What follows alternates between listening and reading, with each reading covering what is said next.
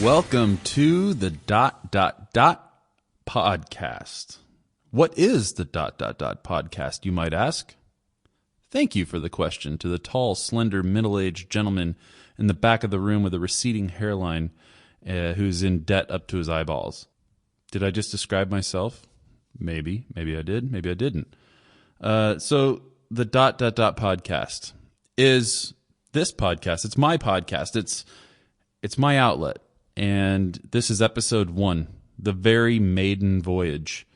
The what else could we tie together to make it something about a maiden voyage? It's the first sailing. It's the maiden voyage. I think we're done with that analogy. But nevertheless, welcome aboard to the ... podcast. So I'm gonna kind of get things started by giving my life in 3 minutes, but please don't start a timer because I tend to be a little long-winded. It's just a thing I have. I can't help it. So anyway, my name's Corey. I am the proprietor. It's kind of hard to say ... podcast. If you really think about it, we might even include like a .com later, which I don't even want to think about that yet. So nevertheless, my life story in 3 minutes. My name's Corey. I was born in the suburbs of Chicago, and I lived throughout the Chicagoland area until I was 14, but kind of going backwards a little bit. Bounced around some of the suburbs, just moving around, just what my parents did. I grew up playing hockey. I played hockey since I was about 5 years old. And, one thing led to another, and I started playing in different bands. Got interested in music, the whole grunge era, all that kind of stuff happened. And then when I was 14 years old, my dad took a job transfer to Southern California, and I was halfway through my freshman year, so that kind of flipped my world upside down. It's kind of a weird time in your life to move. And moved to Southern California, went to high school, and then right as I was graduating high school, my dad took another job transfer and to Missouri. And I was pretty hell-bent on the fact that I was not going to be part of that. That was not in my plan, and so I decided to try to stay there as long as I possibly could, which didn't last very long. It was only like 3 or 4 months before I put my tail between my legs and, asked my parents, hey, I need to move in with you guys back in Missouri. So I ended up back in Missouri. And, all the while that I stayed in California, I had a band that I was trying to get off the ground. And I took that idea to Missouri and found still to this day, some of my very best friends. And we had a band, and we toured the country. We put out albums. We had fun with it. It was a good thing. And then almost got married. It didn't happen. Thank God. That would have been a tragedy. Then band broke up and started to grow up a little bit, Then I met the love of my life, my wife, that I am fortunate to have married this engagement. My very best friend and my wife, her name is Lacey. We have 2 beautiful kids that I'll probably gloat about them all the time, to be honest with you. My daughter, Presley, she is currently 8 years old, and my son, Gibson, is 5, and they're just the best thing ever. And then we have a fur baby, and his name is Mr. Banjo. It's not actually Mr. Banjo. That's his formal name. He's just Banjo. But he is a 70-pound golden doodle, and he's my Mr. Man. That's kind of my life in 3 minutes. I don't know. I didn't even clock it, but I think I did a pretty good job kind of summing it up. You get the idea. Like, I grew up in Chicago, Missouri, California.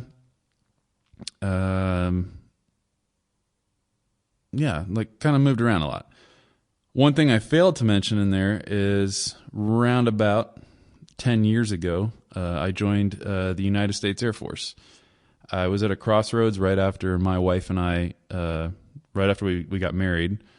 And I'd realized that all I'd really invested in myself was in music and, playing in bands and touring and stuff like that. And I needed a skill. I didn't go to school or anything like that. And I didn't have a trade. And now that I wasn't playing music, I needed something. So I joined the Air Force. They paid the way. I got free education, free housing, a paycheck. Who could complain, right? And I still don't complain. I definitely, this is the career I've chosen, and it's been good to me so far. Like I said, I've been in almost 10 years. My first duty station, anybody in the Air Force joins and they go to Lackland Air Force Base in San Antonio, Texas. So I did that, and then I went to Shepherd Air Force Base in Wichita Falls to learn how to be an aircraft electrical environmental systems specialist, also known as E&E. So I did that for about 7 months, and Lacey joined me there. And it was a really rough season of our marriage. We just got married, and I just asked her to pretty much leave everything she knew so that she could follow me to this random little town in Texas. And it was difficult. But that was around the time we decided we wanted to try to start a family. And so that whole time we were there, not to get too graphic, but we were trying to start a family. And so my first duty assignment, though, after that was to Travis Air Force Base in Northern California. So Travis is directly between Sacramento and San Francisco. And we were there for almost 4 years. While we were there, oddly enough, the first day we were there, we found out that we were pregnant with our first child, which is our daughter, Presley. And in our time there, that was my first enlistment. It was, I got to deploy from there. I went to Kuwait. I became an NCO there. So, or a non-commissioned officer for those that aren't hip to the whole military game. So, it's kind of where I sort of grew up. It was my first base in the military. And it was, and then, that there comes a time just in a military career is the same probably as a lot of civilian careers. There comes a time where you're ready to move on. And in the military, oddly enough, it's a little more frequent than it would be in a civilian sector, I would imagine, because every, 3-4 years, we're ready to go. Like, give me something new. I need a new challenge. I need new faces, new places, new sites.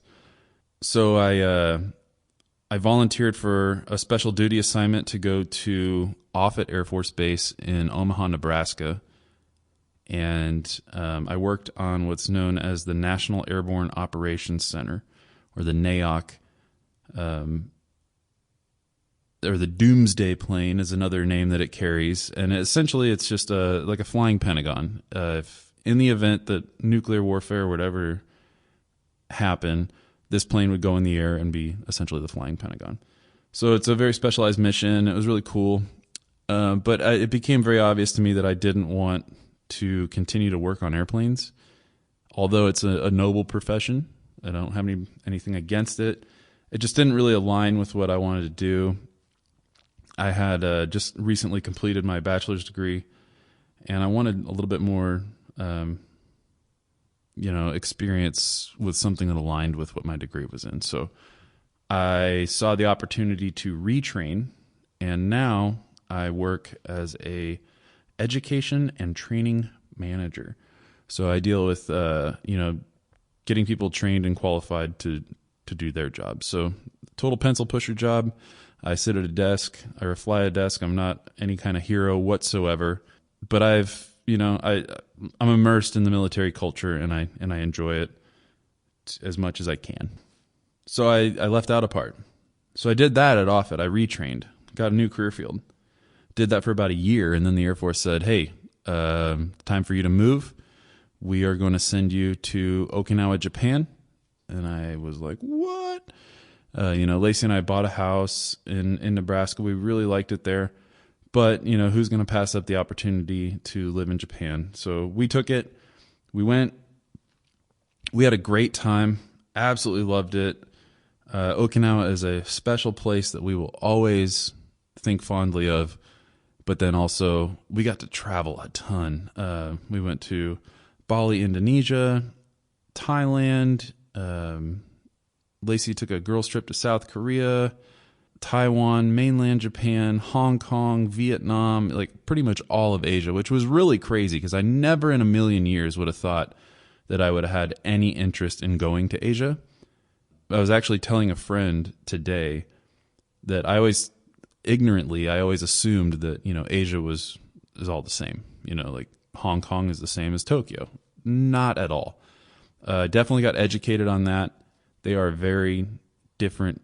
Everything there is just really cool and unique, and it's beautiful. And I absolutely love it, and I miss it. So that segues into my next thing. So now, this whole podcast, this whole train wreck, this whole thing is coming to you from the country of Turkey. More specifically, if you want to look it up on a map, I'm near the city of Adana in Turkey. And you're probably asking yourself, how come I don't hear anybody in the background? Well, the answer to that is my family lives in Louisiana. So my wife and kids. We still have a great, healthy marriage. We're not divorced or, even thinking about that at all.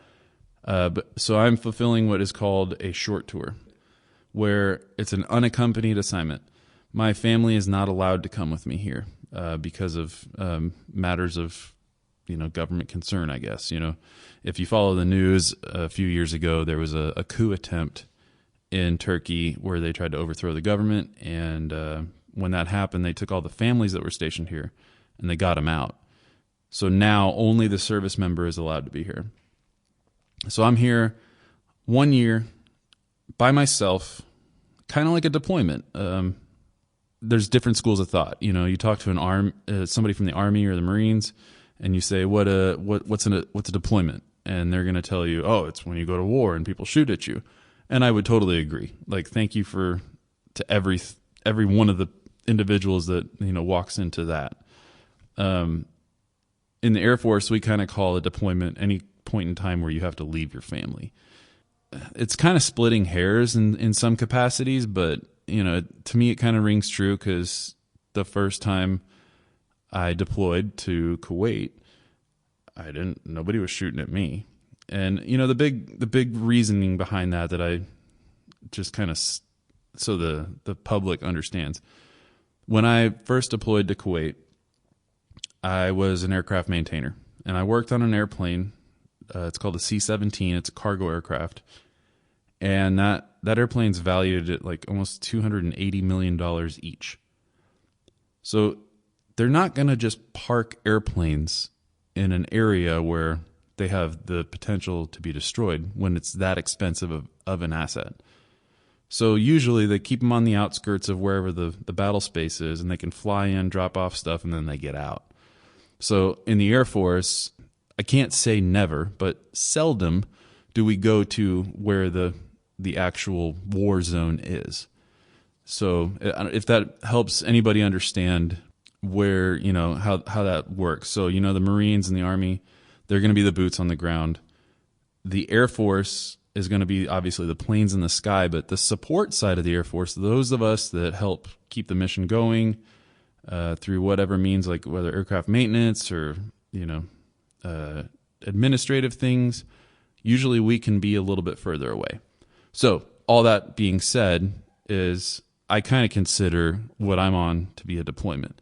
Why? Because I don't have the convenience and the comforts of having my family right here with me. So, sorry I got long-winded there. I feel like there's a lot of things with the military that I know, but most people don't. So I might go a little bit long-winded on some of those things to help you guys understand. One thing I failed to leave out, obviously I mentioned that I played in bands and stuff like that, but I've always had an interest in the arts of some kind. I'm fortunate that I don't think that I'm talented enough to pursue a just a career in the arts. Obviously my music career didn't necessarily work out for me, and now I find myself here. But I've always been interested. I have to have that as an outlet for me. In my free time, when I'm with my family, I got really into vlogging. My wife, when we moved to Japan, Lacey was like, we should start a vlog. And I was like, that is the dumbest idea I have ever heard. Who wants to watch my life? That seems so narcissistic and it's dumb. But I found a vlogger by the name of Casey Neistat, and I realized the way that he would edit his videos. And then I found like a whole bunch of other people that had a different style. And I said, I could totally get on board with that. That looks fun.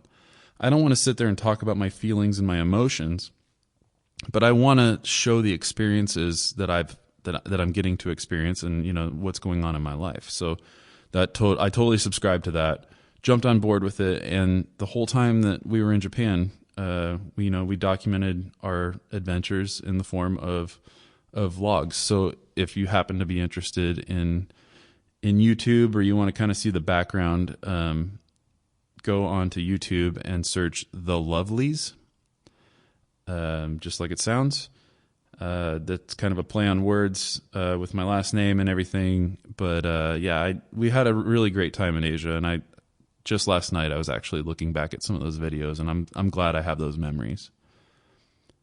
So kind of fast forward to now, in this deployed situation, there are limitations as to what I can film outside. But again, I don't want to just record my feelings, me, bitching and griping about not getting to be with my family and stuff.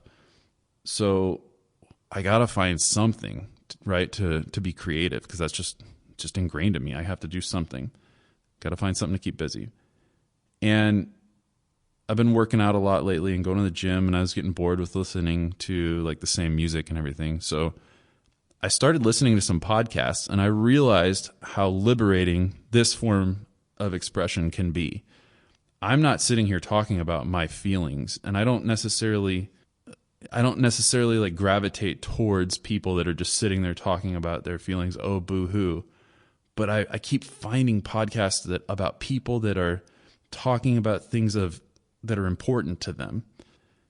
And usually it's celebrities. You have like Armchair Expert with Dax Shepard. There's the Team Never Quit podcast with, Marcus Luttrell, a lot of the Navy SEAL culture, but they're all famous people. And I feel like these high profile individuals, they have fascinating lives, but I'm fascinated with like some of the people I know. I feel completely fortunate to have crossed paths with everybody in my life when I really break it down. And I got to thinking, why does somebody need to be famous for me to hear their story and their perspective on essentially anything?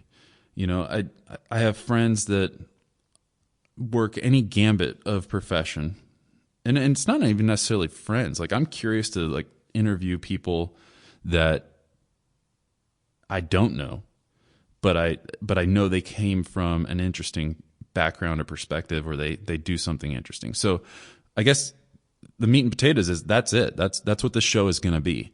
I really want to just kind of sit down, delve into some of the things. I want to showcase people that I personally find to be fascinating, that I think the world would benefit from hearing, their side of things, where they came from, their perspective on a lot of things. So, these are gonna, I'm really looking for the opportunity to share, people that you might sit next to on a flight and not think anything of them. Or you pass at the grocery store, or they live down the street from you, or that maybe even you work with. But they nevertheless, they're fascinating people, people telling their stories about where they came from and kind of their perspectives on a lot of things, to include like, current events, issues in society, maybe a little bit of politics. I don't want to have it be, swing too in an uncomfortable kind of position, but I'm not going to be shy about, my political agenda. But again, that's not going to be centric here. And then, anything else that I feel like, if we want to sit around and talk to somebody about, the best way to cook a steak, that's what we're going to talk about this time. So, or that time. So that all being said, I think maybe I've explained the intent of what you can expect to see here on the ... podcast. I'm going to do my very best I'm not going to commit to any kind of schedule yet, because that's just impossible considering my situation. Expect some outstanding guests in the very near future. I'm working on it. So how is this show going to be offered, you might ask? Thank you for asking. Again, tall, slender, middle-aged, balding gentleman in the back of the room. Well, so obviously this is a podcast, so you can listen to it. It's going to be completely available on iTunes, specifically like the podcast section of iTunes. And then I'm also going to incorporate this into YouTube. I want to, whether I just kind of put the audio feed onto YouTube, I might do that. I might also include like recording capability of me just sitting here talking at a microphone, but also tapping into, the guests like live feed and stuff. Because obviously very few of these are probably going to be me sitting next to the person that I'm talking to. And then, so I'll have it on iTunes and podcasts. So wherever you feel comfortable watching or listening, please do. But also there is a ... podcast YouTube page that you can find, and I'll have all those episodes uploaded there as well. So, with all that being said, go ahead and be sure to subscribe, whether you're doing it on iTunes, YouTube, however you so choose, and that way we can get notifications to you as when different episodes are coming out. I'm starting to ramble, or as my wife calls it, mummering. And but I also welcome any kind of feedback that you might have to offer about this show. How can I make it better? What kind of people do you want to hear from? And to do that, I have the most confusing email address ever. It's instead of ... podcast, because that was taken oddly enough. I don't know how or why, but it was. So it's podcast ... at gmail.com. And when I say ... you have to actually spell that word out, or those words. So podcastdot at gmail.com. So please give me some feedback. I'd love to hear it. And we will see you guys for the next episode next time. All right. Thanks for listening. Bye-bye.